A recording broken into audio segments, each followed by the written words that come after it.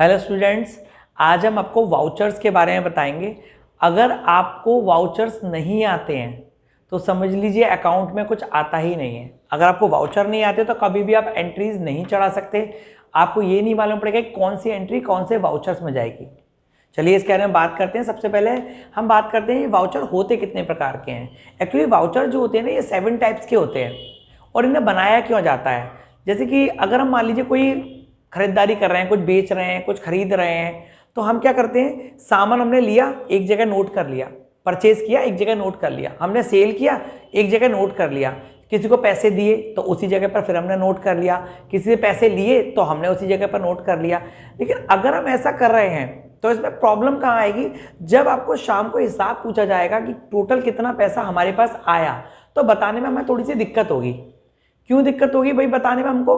क्योंकि हमारे पास टोटल जो पैसा आया है उसके बारे में हमारे को मालूम नहीं होगा। हमें जोड़ना पड़ेगा, भाई ये पैसा आया था, ये पैसा आया था, ये पैसा आया था, या ये हमने परचेज किया, ये हमने परचेज किया, जोड़ना पड़ेगा।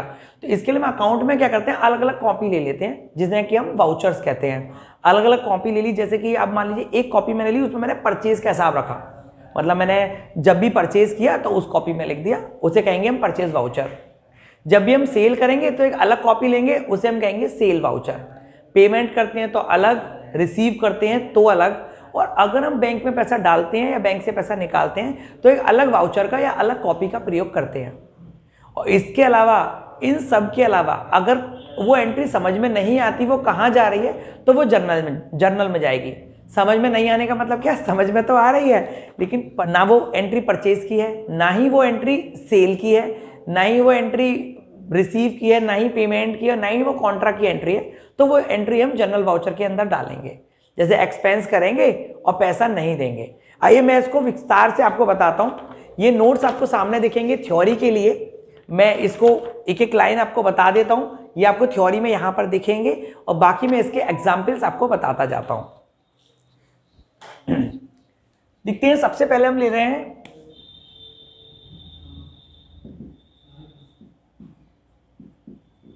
Receive voucher. रिसीव वाउचर क्या होता है, इसका मतलब होता है पैसा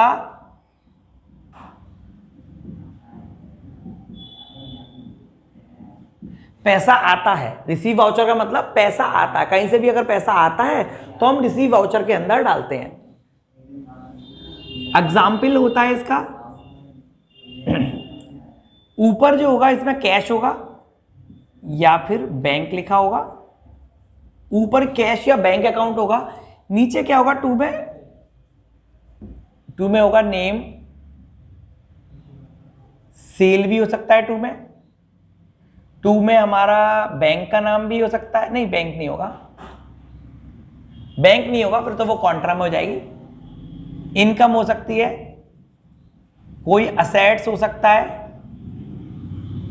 ठीक है, या फिर परचेज रिटर्न भी हो सकता है। ये सारी चीजें होंगी नीचे, कुछ भी। ऊपर लेकिन क्या होगा, बैंक या कैश। तो इसका मतलब क्या होगा, ये एंट्री रिसीव वाउचर के अंदर जाएगी। दूसरा लेते हैं हम लोग, ये हो गया नंबर फर्स्ट। नंबर 2 हम ले रहे हैं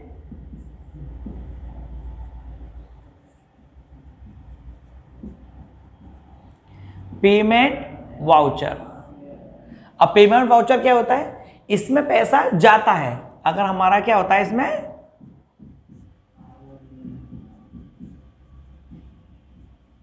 पैसा जाता है तो ये एंट्री होगी पेमेंट वाउचर की। इसमें एग्जाम्पल लेते हैं भाई, क्या क्या चीजें आती है इसमें ऊपर आ सकता है नेम, जो आपकी वाउचर एंट्री होती है उसमें ऊपर आएगा नेम। अभी मैं बताऊंगा इसका काम हम कैसे करेंगे टैली के अंदर। नेम होगा ऊपर हो सकता है परचेज, ऊपर हो सकता है एक्सपेंस, असेट्स भी हो सकता है, सेल रिटर्न भी हो सकता है, और भी कोई चीज आ सकती है, किसी का नाम भी आ सकता है। लेकिन 2 में क्या होगा, कैश या फिर बैंक अकाउंट। तो ये एंट्री जो है हमारी, ये वाली जो एंट्री थी ये रिसीव में जा रही थी। शॉर्ट में रिसीव को हम REC लिखते हैं, ध्यान रखिएगा, और पेमेंट को शॉर्ट में हम PAY लिखते हैं। तो ये एंट्री पेमेंट वाउचर में जाएगी, मतलब वो एंट्री हम पेमेंट के वाउचर में लिखेंगे जो ऐसी होगी, और जो एंट्री में पैसा आ रहा है उसे हम रिसीव के वाउचर में लिखेंगे। तीसरा है आपका परचेज।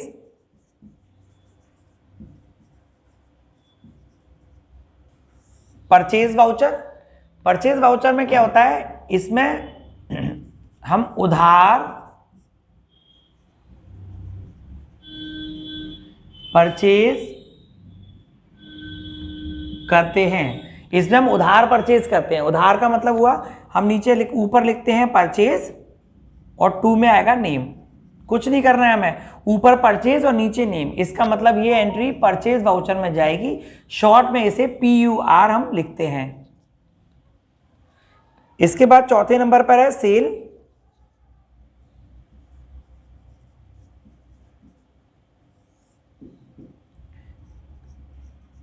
इसमें हम क्रेडिट सेल करते हैं।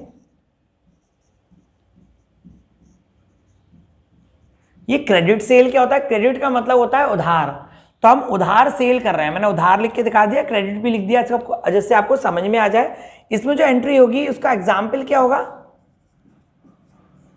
इसमें ऊपर होगा नेम और नीचे टू में लिखा होगा सेल। तो इससे हम समझ लेंगे कि ये एंट्री सेल वाउचर में जाएगी। शॉर्ट में इसे हम SALE सेल लिखते हैं। इसे आप लिख लीजिएगा, मैं इसे रब कर देता हूं, मैं आगे बताता हूं। ये हमारे कितने हो गए, 1 2 3 4, ये 4 सबसे मुख्य वाउचर्स होते हैं। अब ये हमारे 3 वाउचर्स और बचे, उसके बारे में मैं आपको बताता हूं। इसको मैं टोल देता हूं। बाद है हमारा कॉन्ट्रा।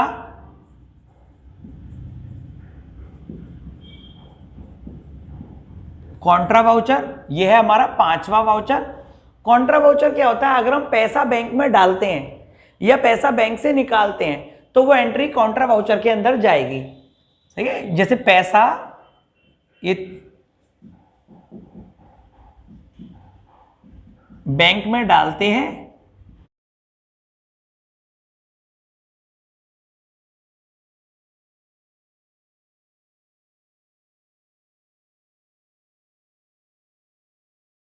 या निकालते हैं, तो वो एंट्री कॉन्ट्रा वाउचर के अंदर जा रही है। एग्जाम्पल, इसमें जो एंट्री होगी ना वो क्या होगी, वो या तो ऊपर बैंक आ सकता है और नीचे आ सकता है कैश अकाउंट।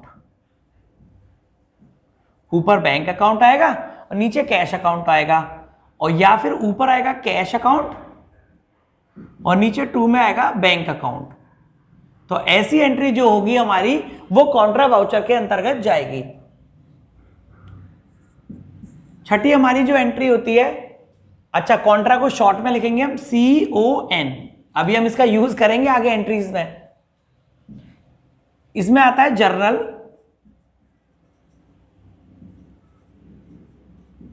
ये जर्नल डिब्बे वाला जर्नल नहीं है, ये जर्नल है, JOURNAL, जर्नल वाउचर।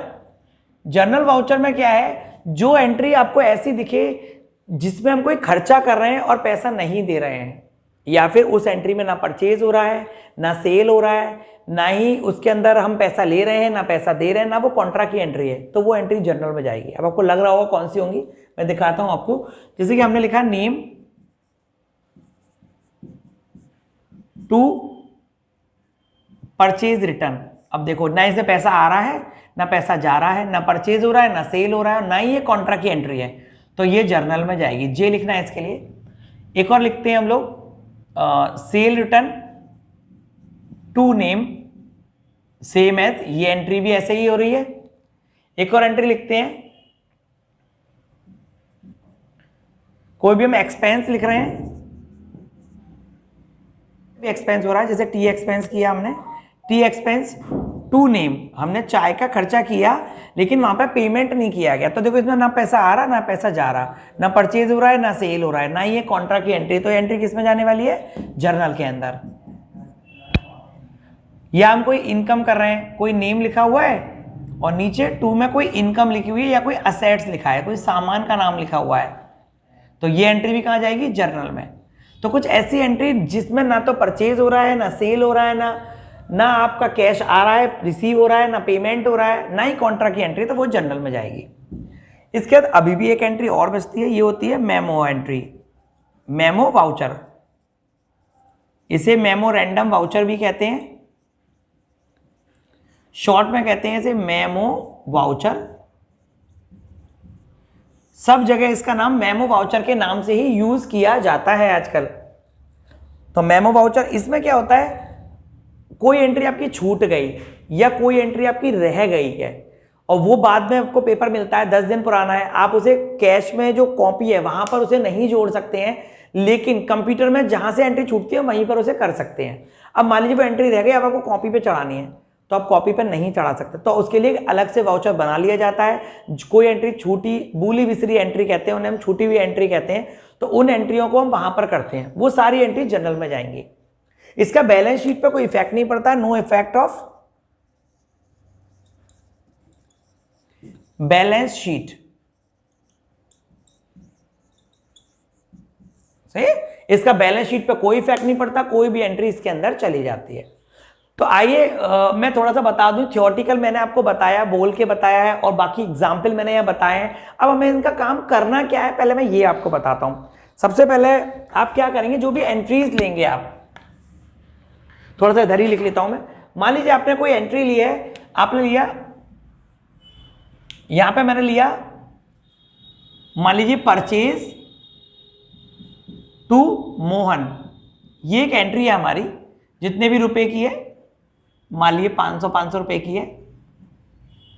तो हमें इस एंट्री के अंदर ये लिखना पड़ेगा ये एंट्री जाएगी कौन से वाउचर में, इसे हम सेल में करें, परचेज में करें, रिसीव में, पेमेंट में। तो यहां देखिए, यहां परचेज हो रहा है, वो भी उधार, नीचे किसी का नाम लिखा है, और मैंने अभी आपको क्या बताया था, परचेज क्या हो रहा है, अगर उधार होता है तो वो एंट्री किस में जाएगी, परचेज वाउचर में। तो आपको इसके ऊपर लिखना है परचेज, ऐसे लिख के रख लेना है, और इस एंट्री को किस में डालना है, परचेज वाउचर के अंदर।